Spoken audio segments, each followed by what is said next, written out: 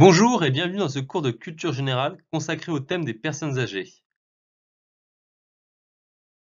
La France comptait au 1er janvier 2017 plus de 16 millions de personnes âgées de 60 ans ou plus. Ce qu'il faut aussi savoir, c'est qu'on estime qu'en 2060, un tiers de la population française sera âgée de 60% ou plus. Maintenant, passons au sommaire. Dans une première partie, nous dresserons un tableau de la vieillesse en France. Dans une deuxième partie, nous verrons ce que signifie vieillir dans notre société. Enfin, dans une troisième et dernière partie, nous étudierons les différentes solutions qui existent pour prendre en charge les personnes âgées. Commençons donc par la première partie.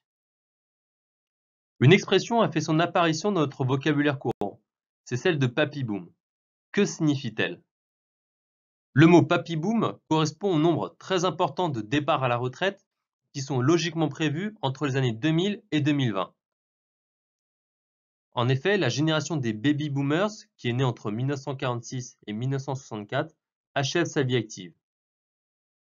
L'INSEE estime ainsi qu'il y aura près de 8 millions de départs à la retraite entre 2010 et 2020 en France. Prenez le temps d'étudier ce schéma qui résume bien le phénomène du papy-boom. Vous pouvez mettre en pause la vidéo afin de pouvoir l'étudier plus en profondeur. On a donc vu que les personnes âgées vont prendre de plus en plus d'importance dans la population française. Mais que signifie en fait être vieux? La vieillesse aujourd'hui recoupe deux réalités. La première, c'est celle du troisième âge. Le troisième âge, c'est les personnes qui sont âgées de 65 à 89 ans. Le troisième âge s'est développé en France grâce à l'allongement de l'espérance de vie et au développement de l'État-providence. Autre réalité de la vieillesse aujourd'hui, le quatrième âge. Le quatrième âge représente toutes les personnes âgées de plus de 90 ans. C'est à partir des années 80 que les sociétés développées ont vu l'émergence des octogénaires, voire des nonagénaires.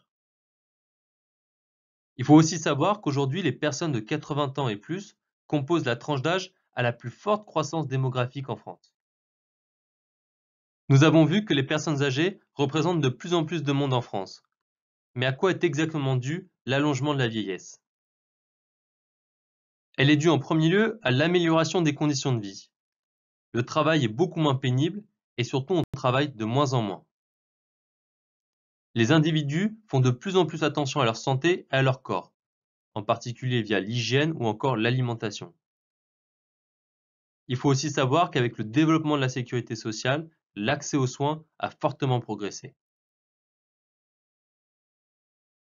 L'allongement de la vieillesse est aussi dû au progrès de la médecine. Au XIXe et au XXe siècle, la recherche scientifique a connu de grandes avancées, notamment sous l'impulsion de Pasteur. Ainsi, les travaux de biologistes comme Pasteur, ainsi dit, Koch, ont permis d'identifier l'origine de nombreuses maladies, de les prévenir et de fabriquer des traitements médicamenteux efficaces grâce au progrès de la chimie.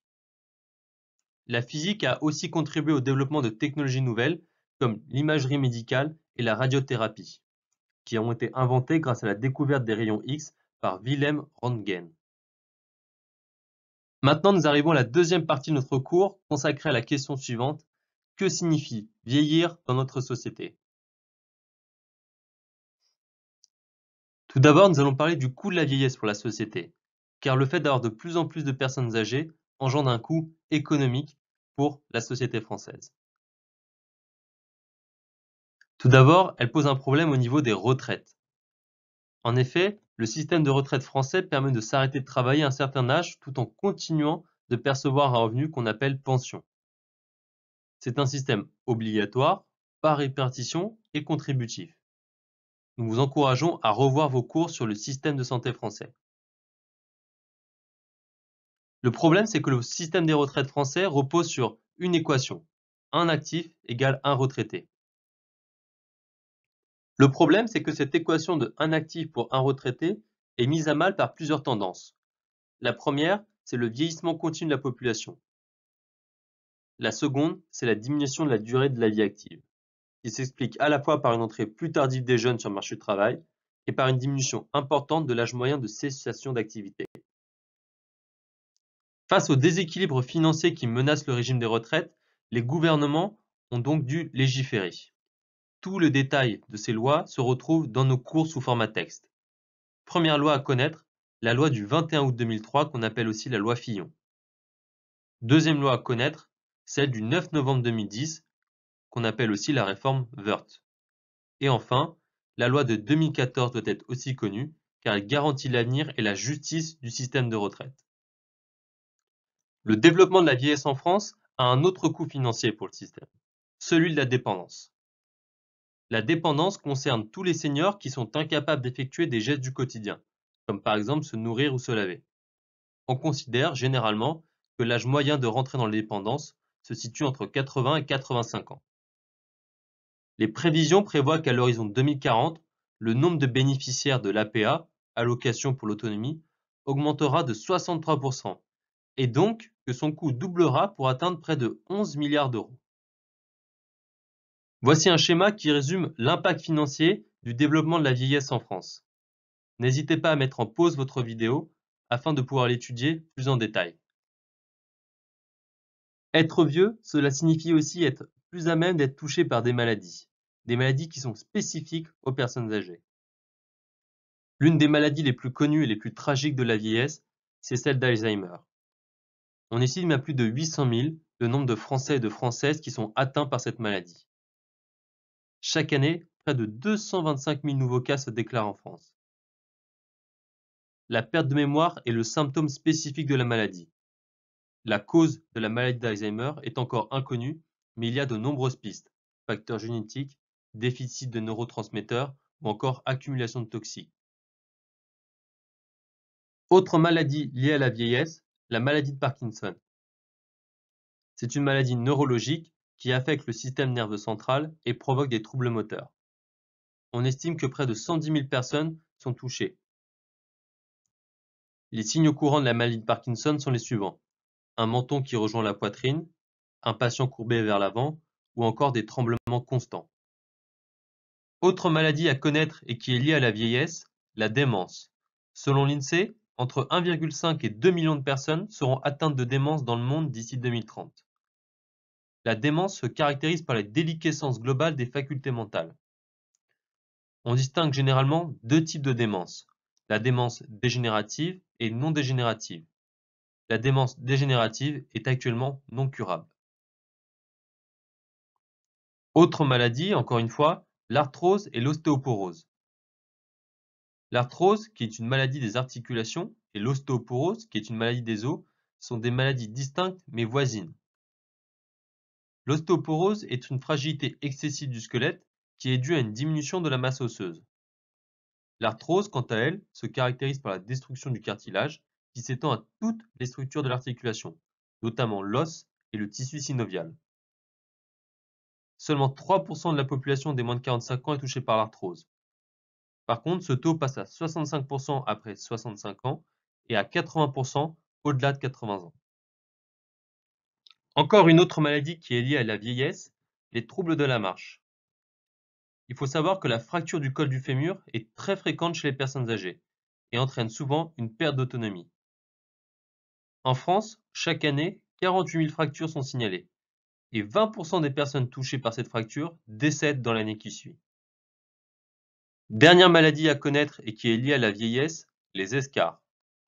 Les escarres sont une lésion cutanée liée à une compression des tissus mous entre un plan dur et des saillies osseuses. C'est une plaie profonde et qui ne cicatrise pas seule. Les personnes âgées sont aussi soumises à un phénomène tragique qui est celui de la maltraitance. L'OMS, l'Organisation mondiale de la santé, définit la maltraitance des personnes âgées de la manière suivante.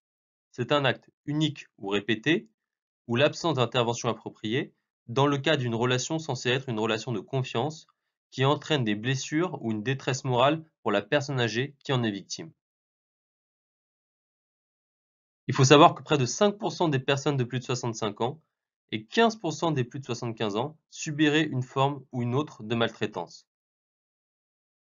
On distingue généralement 5 formes différentes de maltraitance: les maltraitances psychologiques, les maltraitances physiques, les maltraitances financières, les maltraitances médicales et les maltraitances civiques.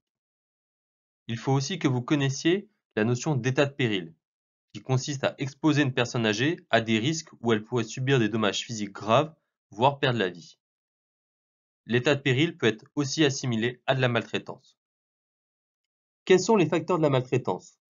Il y a tout d'abord des facteurs individuels, à savoir notamment que les personnes âgées sont souvent en mauvaise santé physique et mentale. Il y a les facteurs liés aussi à la famille, par exemple une cohabitation avec la famille, ou encore une dépendance financière. Il y a aussi des facteurs communautaires. L'isolement social, à la fois des aidants et des personnes âgées, augmente les risques de maltraitance. Pour lutter contre la maltraitance des personnes âgées, il faut mettre en place des campagnes de prévention. C'est notamment le but avec la création en 2012 de la Journée internationale de la lutte contre la maltraitance des personnes âgées. Il faut aussi reconnaître le travail formidable de certaines associations, comme les Petits Frères des Pauvres ou encore la Fédération 3977. Maintenant, nous arrivons à la troisième et dernière partie de notre cours, consacrée aux différentes solutions de prise en charge des personnes âgées. Première possibilité d'accompagnement, la prise en charge à domicile. On parle de maintien à domicile tout simplement lorsque la personne âgée fait le choix de rester chez elle. Côté chiffres, on estime que 92% des plus de 75 ans vivent à leur domicile. Lorsque la personne âgée fait le choix de rester à son domicile, elle a besoin d'une assistance régulière pour l'aider à effectuer ses gestes quotidiens. Et c'est pour cela que les différents services d'aide à domicile constituent un accompagnement nécessaire. Notez aussi la nécessité pour la personne âgée d'aménager son domicile. Deuxième type d'accompagnement, les EHPAD. L'acronyme EHPAD signifie Établissement d'hébergement pour personnes âgées dépendantes. Ce sont des maisons de retraite médicalisées qui proposent un accueil en chambre. Les EHPAD vont s'adresser à des personnes âgées de plus de 60 ans qui ont besoin d'aide et de soins au quotidien. Notez qu'il existe aussi des maisons de retraite non médicalisées qui s'adressent à des personnes âgées de plus de 60 ans. Ces personnes sont certes en perte d'autonomie, mais n'ont pas encore besoin d'aide et de soins permanents. Tous les EHPAD en France sont régis par ce qu'on appelle une convention tripartite.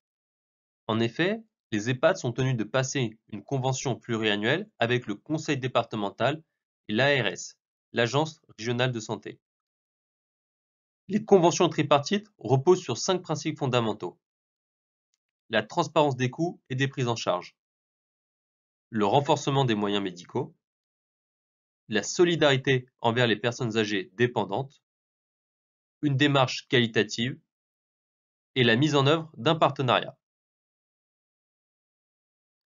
Comment fonctionne concrètement un EHPAD? Les résidents ont une chambre et une salle de bain privative le plus souvent. L'accompagnement est global, c'est très important de le souligner. Les résidents et leurs proches sont déchargés de toute l'intendance quotidienne.